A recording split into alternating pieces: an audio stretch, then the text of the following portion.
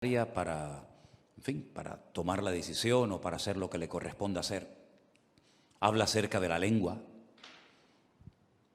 habla acerca de la importancia de las obras, en fin, toca muchos temas y en cierto sentido alguien ha dicho, o algunos comentaristas han dicho, que tiene un estilo parecido a los proverbios del Antiguo Testamento, porque salta de un versículo a otro tocando un tema, tocando otro tema, y a veces parece como que pierde el hilo, pero luego lo retoma. Es una carta muy interesante, es una carta muy bonita. Hay varias personas en el Nuevo Testamento que tienen el nombre de Jacobo o Santiago. El Señor Jesucristo tenía un hermano que se llamaba Santiago. Estaban Santiago los hijos de Zebedeo, estaban Santiago los hijos de Alfeo. Hay varias personas que reciben este nombre. Y en el capítulo 4, él toca un tema que a mí particularmente me ha llamado muchísimo la atención. Y ahora les voy a decir por qué, cuando terminemos de leer la porción. En el capítulo 4 de Santiago, desde el versículo 13 en adelante, la palabra de Dios dice así: Vamos ahora, los que decís, hoy y mañana iremos a tal ciudad, y estaremos allá un año, y traficaremos, y ganaremos. Cuando no sabéis lo que será mañana, porque ¿qué es vuestra vida? Ciertamente es neblina que se aparece por un poco de tiempo y luego se desvanece.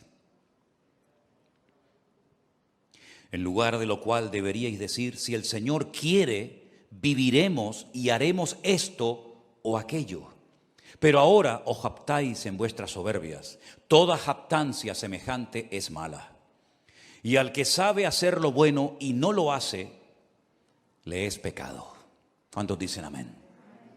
Si algo creo que todos hemos aprendido en este último año, es que eso de hacer planes a largo plazo, como que ya no va.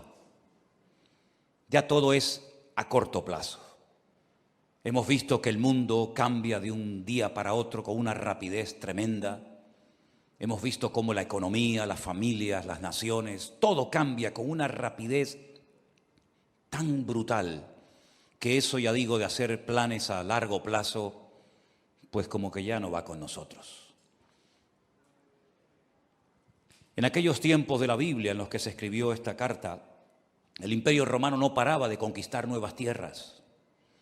Y cuando conquistaba nuevos territorios, Roma tenía la costumbre de levantar nuevas ciudades y de invitar a la gente alrededor o de otras naciones a que fueran a vivir a esas ciudades. Y muchos judíos iban, porque el Señor les dio a ellos la capacidad de hacer negocios y de ganar dinero. Y muchos judíos iban a esas ciudades recién inauguradas para empezar una vida nueva. Y hacían planes, sobre todo con el objetivo, con la intención de ganar dinero, de hacerse ricos rápidamente, porque montarían el primer negocio de lo que fuera y lógicamente la gente tendría que recurrir a él para comprar lo que fuera. Y Santiago, observando la costumbre que había en aquella época de buscar nuevos territorios, nuevos lugares para empezar una vida nueva y ganar dinero rápidamente, fácilmente, dirige estas palabras específicamente a ese tipo de personas. Esas personas que hacían planes sin consultar con Dios. Esas personas que hacían planes a largo plazo y no metían a Dios en sus planes, sino que tenían como una especie de agenda, pero Dios no aparecía por ninguna parte. Y hay una clarísima advertencia para nosotros los creyentes hoy en día acerca de no hacer planes a largo plazo, porque es perder el tiempo y sobre todo cuando no consultamos con Dios podemos correr graves peligros. ¿Qué es la vida? Es el título del mensaje de hoy. Santiago dice que la vida es como una neblina que aparece por un poco de tiempo y cuando te das cuenta se ha desvanecido y se ha ido para siempre. La semana pasada fui a un tanatorio a darle la despedida a un hermano mucho más joven que yo, que tuvimos la oportunidad de conocerlo con 14 años y llevarlo a los pies de Cristo. y por un tumor que tenía en su cabeza, pues ya en este momento no está entre nosotros, sino que está en la presencia del Señor. Y algunos de ustedes lo conocieron, porque durante algún tiempo fue el batería de esta congregación, de esta iglesia, nuestro hermano Santi, que partía a la presencia del Señor la semana pasada. Y uno dice, Señor, una persona joven, una persona tan noble, ya no está entre nosotros, ¿verdad? La última vez que lo vi, me lo encontré en un centro comercial junto con su esposa. Nos saludamos y me pidió allí en el pasillo de ese centro comercial que orara por él. Y esa fue la última vez que lo vi. Y la próxima vez cuando supe algo de él es que ya no estaba entre nosotros. Y uno se queda como sorprendido, ¿verdad? Lo rápido que le pasó la vida a este hermano. Pero esta semana, una hermana desde Bélgica, un matrimonio precioso con su niño, que han viajado en varias ocasiones con nosotros a Israel, me mandaba un WhatsApp pidiéndome oración por su marido, que necesitaba urgentemente un milagro en su vida. Lo llamé, él está en el hospital, o estaba en el hospital, hicimos una videollamada, nos vimos y le han diagnosticado un cáncer y le han dado 3 meses de vida. Un hermano que fue al médico, se encontraba mal y el médico le dijo, esto es lo que tienes y no hay nada que hacer. Y pensando en todo esto, leyendo estos versículos, yo decía, Señor, hacer planes hoy en día a largo plazo, ¿para qué sirve? Si capaz que hoy es el último culto que estamos aquí. ¿Quién sabe lo que nos depara la vida? ¿Quién sabe cuánto tiempo nos queda? ¿Quién sabe si algunos de los que están aquí tal vez no llegaremos a fin de año? Solamente Dios lo sabe. Él es el que da la vida y el que la quita cuando quiere y como quiere.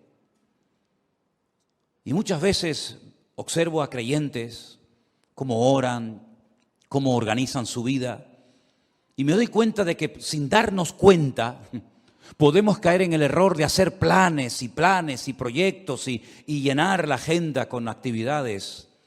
Pero, por supuesto, si Dios quiere, llevaremos a cabo esos planes, porque si Dios dice no, por más que nos empeñemos, no tiene ningún sentido. Estaba leyendo algunos versículos donde Pablo abre su corazón, por ejemplo, a los hermanos de la iglesia de Corinto, y les cuenta sus planes, y les dice, voy a ir aquí, voy a ir allá, y quiero hacer esto, y quiero hacer aquello. Y hay un momento en la carta de Pablo a los Corintios que les dice, iré pronto a vosotros si el Señor quiere. Me impactó mucho esa forma de hablar de Pablo. Yo iré pronto a vosotros, pero siempre y cuando el Señor quiera. Primera de Corintios 4:19. Más adelante en la misma carta dice, porque no quiero veros ahora de paso, pues espero estar con vosotros algún tiempo, si el Señor lo permite. Primera de Corintios 16:7. Un varón de Dios, un hombre con unos dones y unas habilidades ministeriales tremendas, pero él sabía perfectamente que si el Señor no permitía, si el Señor no quería que fuera a Corinto, a Macedonia, a Éfeso, a donde fuera, no iba a ir por muchos planes que tuviera. Y esa es la mentalidad con la que nosotros tenemos que movernos hoy en día. No vamos a hacer planes sin consultar con Dios, porque ya el Señor nos ha demostrado clarísimamente que la vida es muy corta y que eso de hacer planes a largo plazo no tiene ningún sentido. Eso no significa de que vamos a vivir muertos de miedo. Eso no significa de que vamos a estar inactivos y con una inseguridad constante y permanente en nuestra vida, ni muchísimo menos. El miedo no es de Dios. La inactividad no es la voluntad de Dios para nadie. Y vivir con inseguridad constante y permanente, menos todavía. Una cosa es que sepamos que el tiempo está en las manos del Señor y otra cosa es que vivamos con miedo, inseguros, de brazos cruzados. Nada que ver en absoluto. El futuro no está en nuestras manos. No controlamos el factor tiempo. ¿Saben ustedes, hermanos, que hay 533 versículos en la Biblia que hablan acerca de la importancia del tiempo? 533 versículos. Y hay un capítulo casi entero, que es el famoso capítulo 3 del libro de Eclesiastés, donde en 29 ocasiones diferentes Salomón utiliza la palabra et, que es la palabra tiempo. Y él dice que en la vida tenemos que mentalizarnos, estar preparados y reconocer que en la vida hay tiempo prácticamente para todo. Tiempo para morir, tiempo para vivir, para morir, tiempo para sembrar, tiempo para cosechar, tiempo para reír y pasarlo bien y tiempo también para llorar. Y él habla en 29 ocasiones de distintas circunstancias o situaciones en la vida en las que nos vamos a encontrar, porque prácticamente tendremos tiempo para todo. Me llama mucho la atención que Pablo le da mucha importancia al factor del tiempo y llega a decir, aprovechar bien el tiempo, porque los días son malos. También Salomón en esos proverbios tantos que escribió, hay uno que aprendí hace muchos años que es el 27:1, que dice, no os jactéis del día de mañana, porque no sabes qué traerá de sí el día. No te jactes, como diciendo, bueno, yo controlo el presente, el mañana y el pasado mañana. No te jactes, no hables así, porque tú no sabes lo que va a traer el mañana. El mismo Señor Jesucristo nos enseñó en el Sermón del Monte que no tenemos que estar afanados ni preocupados por el día de mañana, sino que basta a cada día su propio afán. ¿Cuántos dicen amén? Estamos viviendo estos días con mucha expectativa y viendo a ver qué es lo que termina de suceder en este país de Kabul, de Afganistán, cuya capital es Kabul, ¿verdad? Donde hay una especie de calma tensa. Cualquier cosa puede ocurrir en cualquier momento. Fíjense la cantidad de miles y de miles de personas que están desesperadas, tratando de salir como sea de ese infierno. Y creo que fue ayer o antes de ayer, un terrorista suicida se metió en medio de esa multitud y se explotó y murieron 170 personas. Personas que jamás en la vida se les hubiera ocurrido que estando en aquel lugar esperando un avión, una salida, ese iba a ser el último día de su vida. Incluso algunos soldados que estaban ya a punto de salir para su país también perdieron la vida. No somos dueños de la vida. No somos dueños del mañana. Y por eso cada uno de nosotros tenemos que partir de la base de que lo que tengamos que hacer, hágalo pronto, antes de que sea demasiado tarde. También Salomón, que era un hombre que reflexionaba y meditaba sobre tantas cosas, en su libro de Eclesiastés dijo, acuérdate de tu Creador antes de que vengan los días malos, antes de que pierdas la visión, antes de que vengan los dolores, antes de que te quedes ciego, antes de que te vengan los problemas y de la vida, antes de todo eso, acuérdate de tu Creador en los días de tu juventud. ¿Tenemos al Señor presente en nuestros planes y en nuestros proyectos? Una vez escuché una entrevista que le hacían a un famoso cantante, donde decía que tenía su agenda llena para los próximos 5 o 6 años, si no recuerdo mal. Tener la agenda llena para los próximos 5 o 6 años. Y después vino el COVID y todo eso, y seguramente su agenda la tuvo que tirar a la basura. Yo no sé si tú llevas una agenda y unos planes y unos proyectos y unos sueños, pero como no metas al Señor en esos sueños, planes y proyectos, ¿quién te asegura a ti de que vas a poder cumplir con todos tus sueños y con todos tus objetivos? Por eso siempre le digo a la gente, ¿has orado y has consultado con Dios lo que has decidido hacer? ¿O simplemente te has limitado a informar a tus padres, informar a la iglesia, informar a Dios de lo que tú ya en tu corazón has decidido hacer? Esa es una mala costumbre. Por eso Santiago dice que el que sabe hacer lo bueno y no lo hace, está pecando. Y pecamos cuando informamos a Dios de los planes que ya hemos decidido llevar a cabo. Esa no es la actitud de un cristiano maduro. La actitud de un cristiano maduro que quiere agradar a Dios tiene que ser: Señor, esta es tu voluntad. ¿Quieres que haga esto? ¿Quieres que me dedique a esto?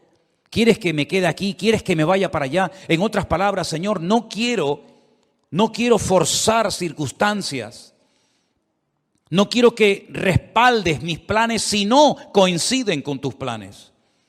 Que no se haga nunca nuestra voluntad, sino la de Dios en nuestras vidas. ¿Cuántos dicen amén?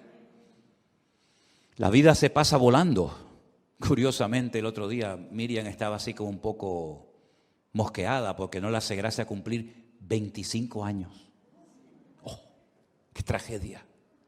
25 años. Qué tremendo, ¿no? Si nos miramos a nosotros mismos, por lo menos en mi caso, no sé en el vuestro, a mí la vida se me ha pasado volando. Ni me he enterado, pero aquí estoy, aquí he llegado. Pero tal vez por la actividad, tal vez porque hemos estado siempre metidos en las cosas del Señor y no hemos tenido prácticamente tiempo para aburrirnos. La vida pasa tan rápidamente que ahora te paras y dices: Señor, me queda menos de lo que ya he vivido. Incluso en el ministerio, a menos que Dios te dé una fuerza de un toro, lógicamente siempre le queda a uno menos vida de la que ya ha vivido cuando uno llega a ciertas edades, ¿verdad? Por eso qué importante ahora más que nunca, y sobre todo los jóvenes, los que todavía teóricamente tenéis muchos años por delante, que se acostumbren a consultar con el Señor todos los pasos que queréis dar. Porque nadie de nosotros está vacunado en contra de errores, en contra de equivocarnos, sino más bien todo lo contrario. Yo recuerdo pasajes en la Biblia que me han hecho reflexionar mucho, como por ejemplo un día cuando el rey David le comenta al profeta Natán que tiene en su corazón el plan, el proyecto, la idea de construirle una casa a Dios, un templo. Y llega el profeta Natán y le dice: haz todo lo que pongas, lo que sientas en tu corazón, porque Dios está contigo. Y al día siguiente tiene que llegar y decirle: Dios te dice que tú no puedes construir ese templo, sino tu hijo lo hará. ¿Qué había de malo en construir una casa, un templo a Dios? Nada. Pero los planes de Dios no eran que David fuera el que construyera el templo, sino su hijo. Para él su sueño en la vida era construirle un templo al Señor. Además, ya estaban todos los enemigos prácticamente sometidos, derrotados. Todos pagaban impuestos. Había paz en el país, todas las fronteras estaban bien seguras. Era el momento idóneo para comenzar a construir ese templo. Pero el Señor dijo no. Y él se murió con ese anhelo en su corazón de construir esa casa, ese templo al Señor. Pero le preparó todo para que su hijo Salomón lo hiciera. Así son las cosas del Señor. Unos siembran, otros cosechan, unos preparan todos los materiales para la construcción del templo, otros lo construyen. Cada uno de nosotros tenemos que consultarle al Señor si lo que estamos haciendo con la única vida que tendremos, que es esta, porque con la otra vida no contamos en el sentido de que allí no vamos a mandar nosotros, pero con la única vida que nosotros podemos tener un mínimo de voluntad, tenemos que acostumbrarnos a someter todo absolutamente a Dios. Para no perder el tiempo, para no encariñarnos, para no entusiasmarnos con cosas, con planes, con lugares, con personas que al fin y al cabo no entraban dentro de los planes de Dios. ¿Qué sentido tiene invertir mi vida, mi tiempo, mi energía, mis dones, mi juventud en algo para lo cual yo no nací? En algo que Dios no dispuso para mi vida. ¿Qué sentido tiene? Ninguno. Haber perdido mi tiempo, haber perdido mi vida en cosas que no eran de la voluntad de Dios. Sí, habrá ganado mucho dinero, pero dice la Biblia que un hombre, y si ustedes han prestado atención a la lectura esta tarde, fue muy interesante la parábola que el Señor contó. Un hombre que fue prosperado en sus negocios, un hombre que decidió ampliar sus graneros, porque había producido tanto su herencia, había producido tanto su negocio, que dijo: bueno, voy a derrumbarlo todo y voy a construir graneros más grandes. Los derribaré, edificaré mayores, guardaré mis frutos, guardaré todos mis tesoros, todo mi patrimonio. Y cometió una gravísima equivocación. Le habló a su alma, le habló a sí mismo y dijo: alma, muchos bienes tienes guardados para muchos años, repósate, come, bebe y regocíjate. Y el Señor le dice: necio, Estás hablando y comportándote como un necio. Tendrás dinero, tendrás mucho patrimonio, tendrás muchas cosas, pero eres un necio. Porque la forma como hablas delata tu inmadurez. La forma como hablas no es de un hombre sabio. ¿Cómo le vas a decir a tu alma que todo lo que has acumulado es para que ahora reposes, comas, bebes y disfrutas de la vida? Si esta noche vienen a buscarte, a pedirte tu alma, ¿qué harás con todas tus riquezas? No te van a servir absolutamente de nada. Absolutamente de nada. Dice, así es el que hace para sí tesoro, pero no es rico para con Dios. ¿Estás atesorando en Dios o estás atesorando para este mundo pasajero y efímero, que es como neblina que pasa rápidamente? Cuando uno observa a las personas del Antiguo Testamento, sobre todo al principio en el libro del Génesis, la cantidad de años que vivían, llegando a edades tremendas, como por ejemplo la del famoso Matusalén, que parece que no se moría nunca, ¿verdad? 100, 200, 300, 400, una barbaridad de años, pero al final, por muchos años que vivieron, todos y cada uno de ellos murieron y partieron a la presencia de Dios. Y por muchos años que podamos vivir en este mundo, tarde o temprano tendremos que reconocer que en este mundo estábamos de paso. Tuvimos el privilegio de haber conocido a Cristo y de haber aceptado a Cristo como nuestro Señor y Salvador personal, de haber entendido el Evangelio.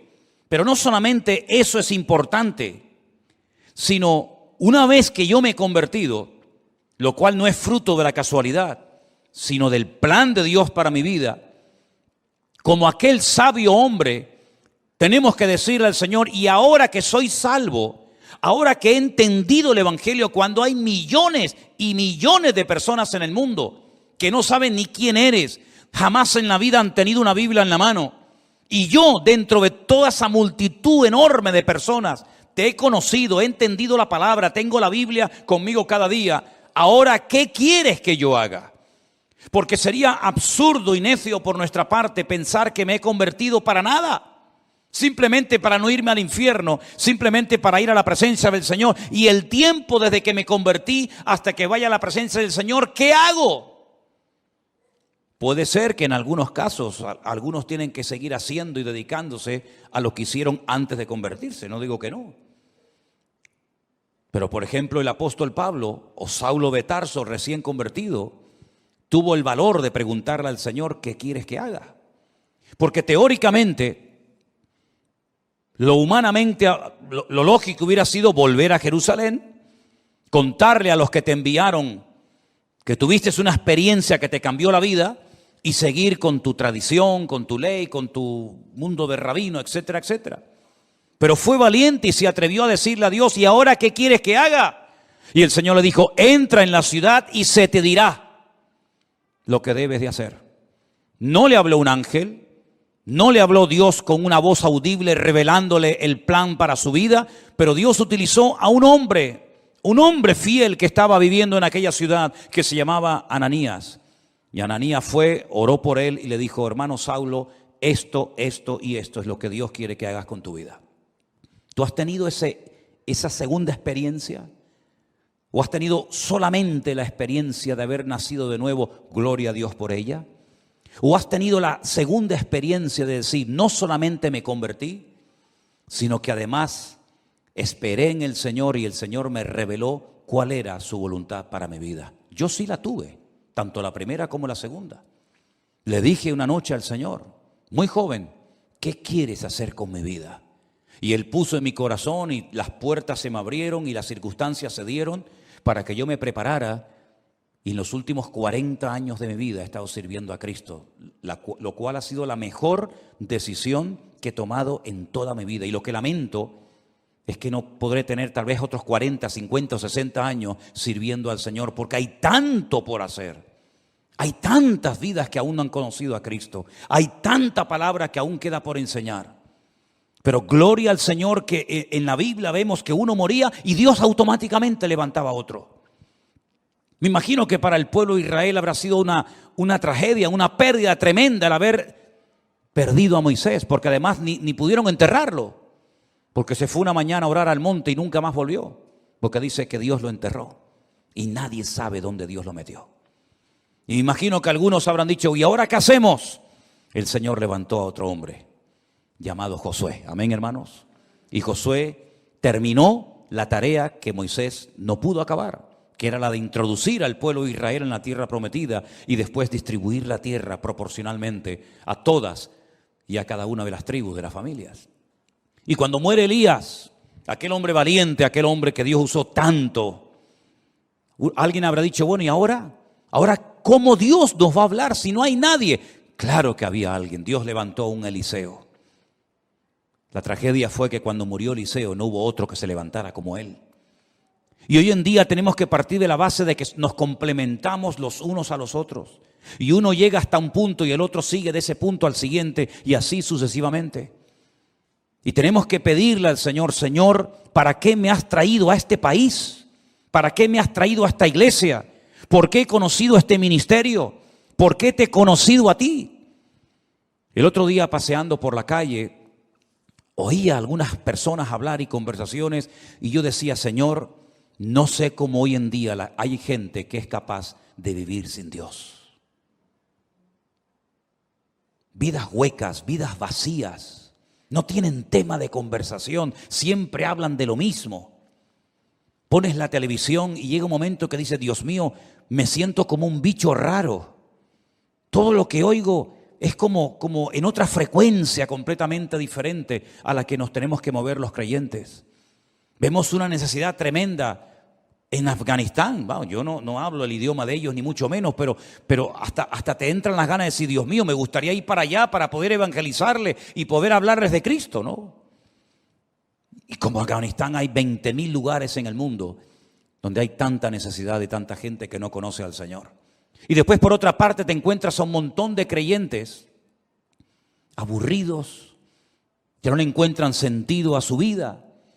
Creyentes que pasan los días, las semanas, los meses y los años, y cuando no le duele aquí, le duele allá, y cuando no le duele allá, le duele por allá, y siempre soy yo, mi necesidad, mi economía, mi dolor, mi artrosis, mi artritis, mi no sé qué. Y yo digo, pero Dios mío, ¿cuándo nos vamos a dar cuenta de que no estamos en esta vida para perder el tiempo? Sino que estamos en esta vida para cumplir con el propósito por el cual tú permitiste que yo naciera y volviera a nacer de nuevo al conocerte a ti. ¿Qué es la vida? Neblina, lo dice bien claramente la palabra de Dios. Es una neblina, cuando te das cuenta, llegas a los 25, a los 30, a los 40, a los 50, a los 60, a los 70, a los 80 y vamos a parar ahí. Y uno dice, ¿y qué son 80 años? ¿Qué son 90 años? Me acuerdo un día fui a ver a mi abuelo en los últimos días ya de vida que le quedaban.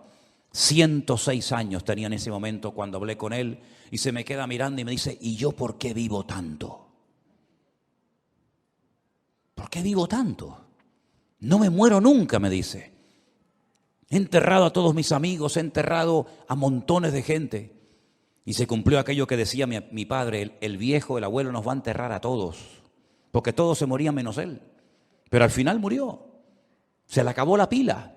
Y uno dice, madre mía, 106 años. ¿Y qué son 106 años? No es nada, es neblina que pasó. Duró un poco más la neblina ese día, pero al final la neblina terminó también disolviéndose. Hay un versículo en la Biblia, en el libro de Eclesiastés, vengan conmigo por favor al capítulo 3, muy interesante, donde Salomón, reflexionando acerca de lo que es la vida, las distintas circunstancias, momentos y experiencias que vamos a tener, él dice lo siguiente: ¿qué provecho tiene el que trabaja de aquello en que se afana? Eclesiastés 3:9. ¿Qué provecho tiene? ¿Cuál es el objetivo? ¿Cuál es la finalidad de aquello en lo que me afano? Dice Salomón: yo he visto el trabajo que Dios ha dado a los hijos de los hombres para que se ocupen de él. Todo lo hizo hermoso en su tiempo y ha puesto eternidad en el corazón de ellos, sin que alcance el hombre a entender la obra que ha hecho Dios desde el principio hasta el fin. Yo he conocido que no hay para ellos cosa mejor que alegrarse y hacer bien en su vida. Y también que es don de Dios que todo hombre coma y bebe y goce el bien de toda su labor. He entendido que todo lo que Dios hace será perpetuo. Sobre aquello no se añadirá, ni de ello se disminuirá, y lo hace Dios para que delante de Él teman los hombres. Aquello que fue, ya es, y lo que ha de ser, fue ya, y Dios restaura lo que pasó. Es como un círculo, ¿verdad? Unos van, unos vienen, unos mueren, unos nacen. Pero las lecciones que el Señor ha grabado a fuego en nuestros corazones en este último año, creo que no tenemos que olvidarlas nunca en la vida. Dios nos está dando oportunidades hoy en día más que nunca para que podamos hacer lo más importante que podemos hacer, que es servir a Dios, servir a su obra y dar la vida en rescate por muchos. ¿Cuántos dicen amén? Nadie de los que están aquí en esta tarde que ha conocido el Evangelio tiene por qué sentirse inútil, que no sirve para nada, que no está capacitado, que no sabe. Déjense de excusas, hermanos. Todos y cada uno de los que estamos aquí hemos sido llamados específicamente por el Señor. Primero para que le conociéramos a Él. Pero ya le conoces, ya está, gloria a Dios. Ahora cada día nos esforzamos, leemos la palabra, estudiamos, oramos, nos congregamos. Eso es normal en la vida de cualquier creyente, el crecimiento, el desarrollo, la madurez, ¿verdad? Pero la actividad propia de cada miembro es insustituible. Nadie puede ocupar tu lugar en el cuerpo, porque cada uno de nosotros tenemos una función que cumplir. Y la Biblia dice que una iglesia sana es cuando cada miembro reconoce para qué está en ese cuerpo, cuál es su función y cuál no es su función. A veces veo gente que se quiere dedicar a lo que Dios no lo ha capacitado, en vez de dedicarse y ocuparse a lo que Dios sí le ha capacitado. No tienen que imitar a nadie, no tienen que frustrarse diciendo, a mí me gustaría cantar o predicar o hacer o ser como aquella otra persona. No, porque no es así como tenemos que movernos en el reino. Tenemos que decirle al Señor, Señor, ¿cuál es mi función? Y dice la Biblia que hay miembros en el cuerpo que parece que no sirven para nada, pero a la hora de la verdad son a veces los más necesarios. Y hoy en día necesitamos un ejército de hombres y mujeres que pasen tiempo orando a Dios. Hay tantas necesidades. Una de las cosas que más me golpea el alma cada día es cuando recibimos cientos de peticiones de auténticas tragedias, de niños que se están muriendo, de familias destrozadas, de gente que le han diagnosticado un cáncer, de gente que se encuentra, y es todos los días, peticiones y peticiones y peticiones, y necesitamos un ejército de personas que tomen conciencia de la realidad del mundo espiritual. El mundo espiritual está cambiando de una forma galopante, tremenda, y espero equivocarme en lo que voy a decir, el tiempo lo dirá, pero probablemente cambios aún más brutales, más bruscos que los que hemos experimentado en este último año están en el horizonte. Desde hace años, simplemente para ponerles un pequeño ejemplo, desde hace años Israel viene advirtiendo al mundo del peligro de que una nación árabe se haga con armas atómicas. No hay ninguna nación árabe hoy en día en el mundo que disponga de armamento nuclear, ninguna. Pero hay una que Israel viene años diciendo están preparándose para tener su armamento nuclear, y me refiero concretamente a Irán, la antigua Persia.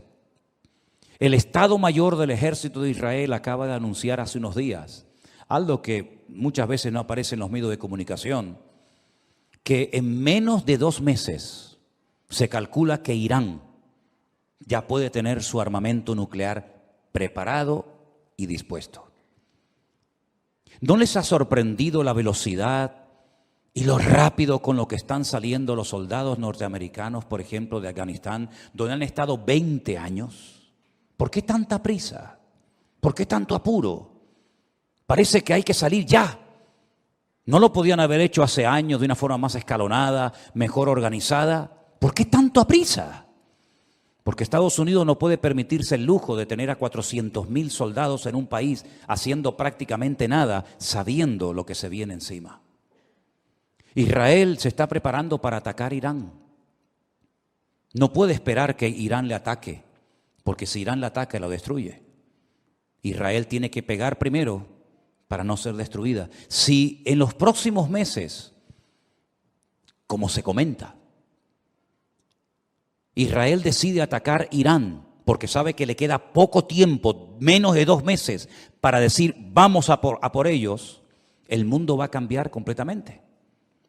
Por eso cuando veo a creyentes hablando de vanidades, de modas, de cosas ridículas y absurdas, yo digo, pero no son conscientes de la que se nos viene encima. Si este hecho, que espero que se dilate en el tiempo, se va a llevar a cabo en los próximos meses, nuestra vida va a cambiar para siempre.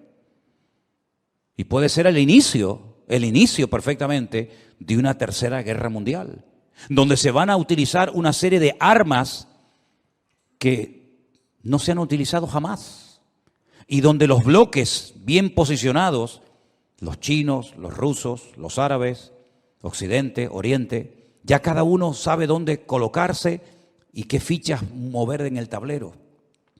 Por eso lo que tengamos que hacer, queridos hermanos, vamos a hacerlo pronto, porque el tiempo se acorta y no hay tiempo que perder. Y la palabra del Señor nos enseña que Cristo viene pronto, pero antes de que el Señor venga, dará un tiempo de gracia para que el hombre conozca el Evangelio. Pero dice, ¿cómo creerán si no hay quien les predique? No tenemos que decir que no ha habido personas que se han convertido, vamos a decir, entre comillas, solas. Sí, hay algún caso por ahí, sí. Alguna persona que se compra una Biblia, que viene a una iglesia, sí, pero son los menos. El sistema de Dios es que la iglesia se ponga las pilas y predique el Evangelio a tiempo y fuera de tiempo. Y la Biblia dice que antes de la venida del Señor habrán una serie de señales que ya se están dando y que probablemente muchos de nosotros las veamos y por lo tanto ya no hay tiempo que perder. Sé sabio con la utilización de tus recursos económicos. Sé sabio con tu tiempo. Organízate de tal manera de que tengas tiempo para estudiar las profecías, para prepararte, para servir al Señor.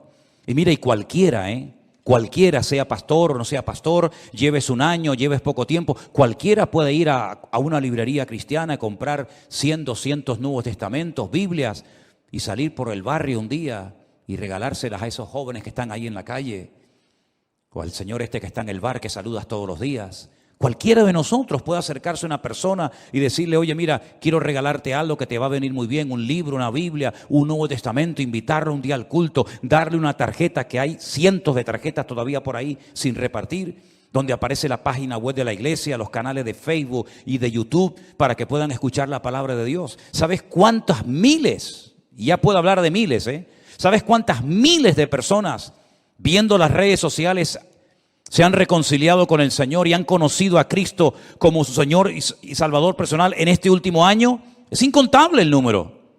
Es incontable. Me decía uno de los colaboradores que tenemos en Centroamérica, en Costa Rica, y dice, pastor, es imposible controlar esto, perdimos el control. Ya ni siquiera los grupos de WhatsApp nos sirven, porque ya hemos llegado a un límite en el que ya ahora tenemos que comenzar a meter a la gente en otros sistemas, porque ya el WhatsApp se nos ha quedado corto.